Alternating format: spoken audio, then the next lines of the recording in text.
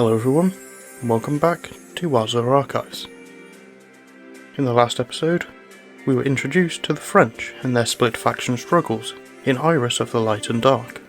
Today, we go back to one of the earliest events in the Azur Lane timeline, Crimson Echoes. Set between major conflicts, it gives us an insight on how Akagi and Kaga became the first carrier division, and on Amagi, formerly one of the few properly dead characters, who seems to have a key role in the near future. As Kaga lay dying at Midway, her life begins flashing before her eyes. She pays special attention to a time gone by, when she was just a trainee. That time where she plays a board game with Margie, losing 11 times consecutively. Margie and her sister turn to leave. It's getting late. I don't want to impede Kaga's training.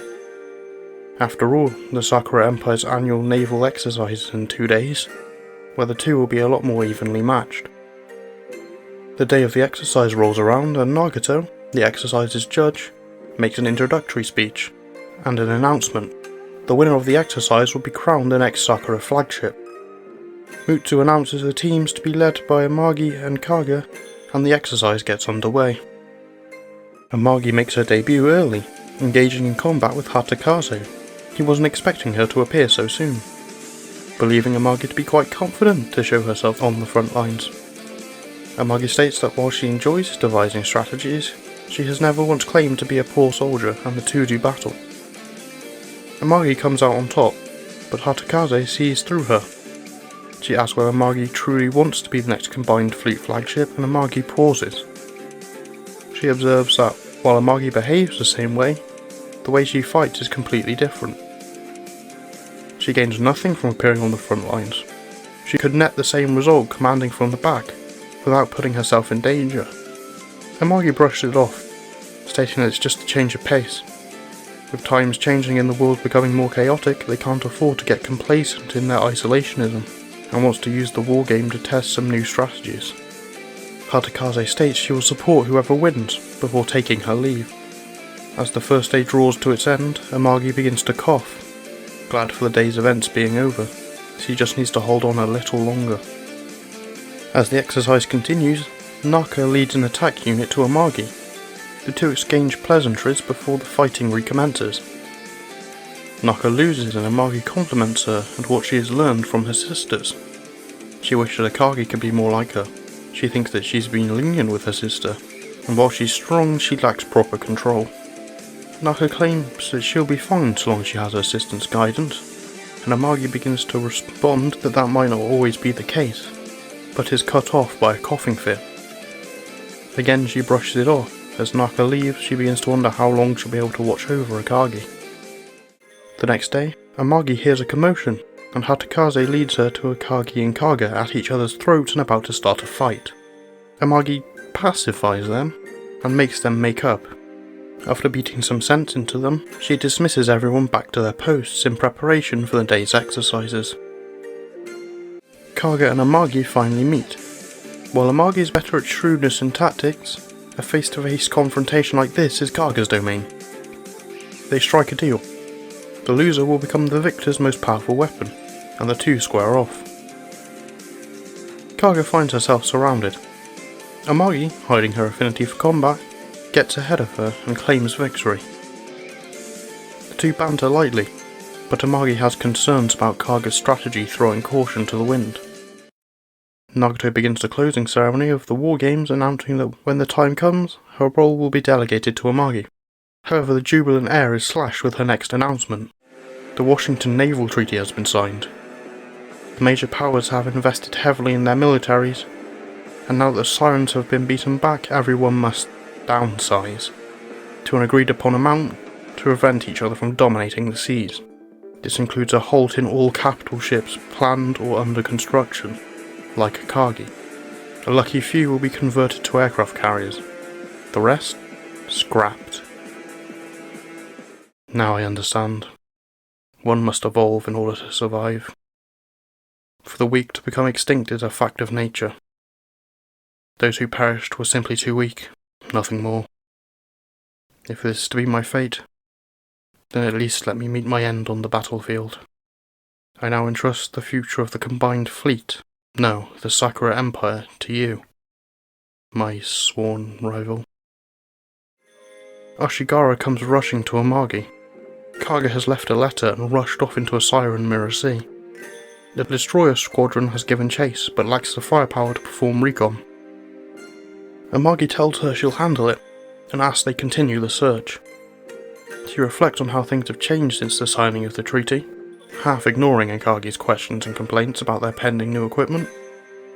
She contemplates on how to pursue Kaga, while also criticising her, the world judging the strong and weak mindset as an excuse to escape from reality. She tunes into Akagi's questioning enough to get a strike of inspiration and rushes off to find Hosho. She asks her to use her planes to search for Kaga, using it as an opportunity to demonstrate the capabilities of aircraft to Akagi before setting off. Amagi leads Ashigara and Hatakaze into the Mirror Sea, shocked by how much has changed about an area that not 2 weeks ago was used for their exercises. Hosho's plane spots signs of combat and the fleet moves out to investigate. As they move in, they are attacked by sirens.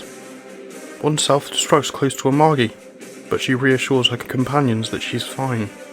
Ashigara asks her to stay back and leave the front lines to them, but Amagi refuses, believing that commanders that sit back while their subordinates sacrifice themselves for their decision as cowards.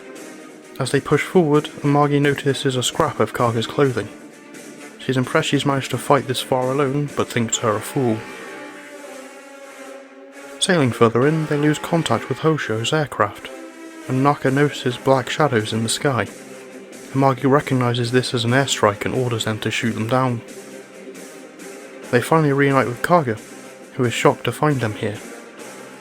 Amagi berates Kaga for running off to her death and getting her comrades hurt because of it. She accuses her of using her "the world judges the strong and weak" philosophy to escape from reality.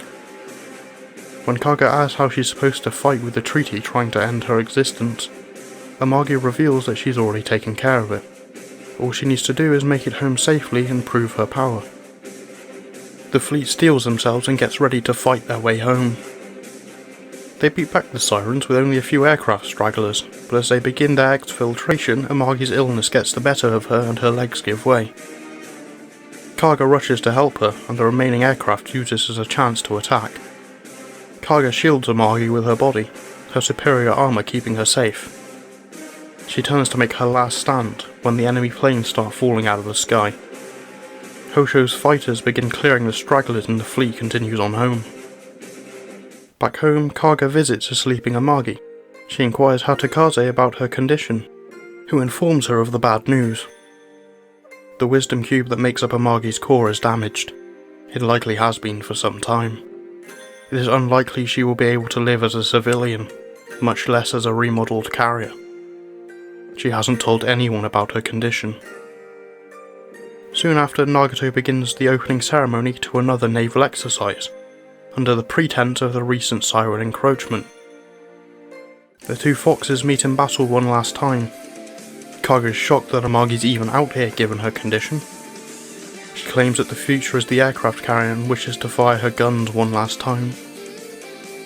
She wants Kaga to surpass her in this battle, and Kaga finds herself blessed. For one last time, they fight.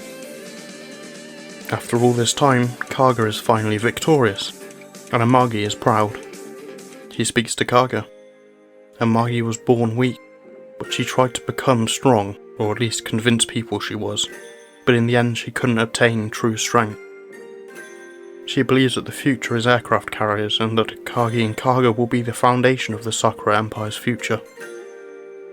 She asks Kaga to never underestimate the others like her, and to always strive to become stronger, and to remember her as the strong person she tried to be, not the weak Amagi she felt.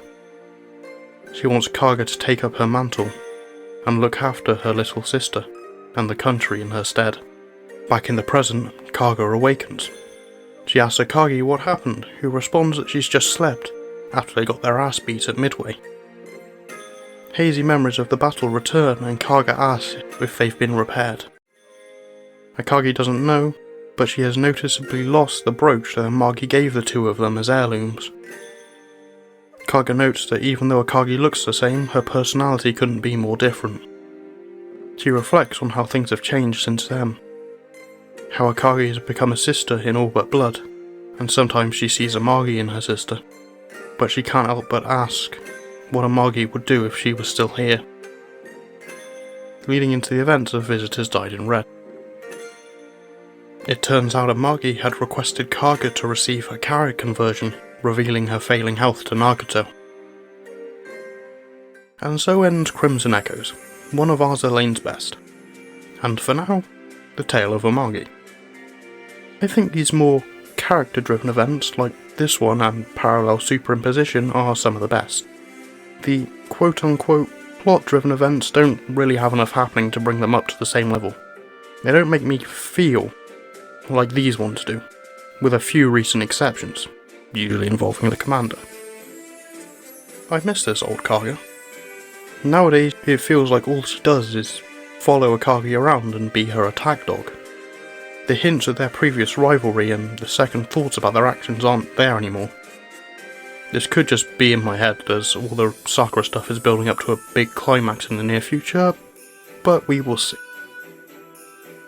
One thing I don't like is how this event and its central conflict kinda feels pointless following Effulgence Before Eclipse. You see, chapters 2 through 6, 30, and 22 through 34 of Effulgence Before Eclipse all take place before Crimson Echoes, and in them is a fully combat-capable Musashi, and most likely Yamato. Which begs the question, why even have this big exercise to determine who gets to be the flagship and gets carrier refits, if you have 2 active Yamatos and a third that's in the middle of the big sleep? Seems kinda pointless when they already exist. Like, am I out of my mind here or what? Anyway, enough bitching. Next time it's a back-to-back heavy hitter. Scherzo of Iron and Blood. See you guys then.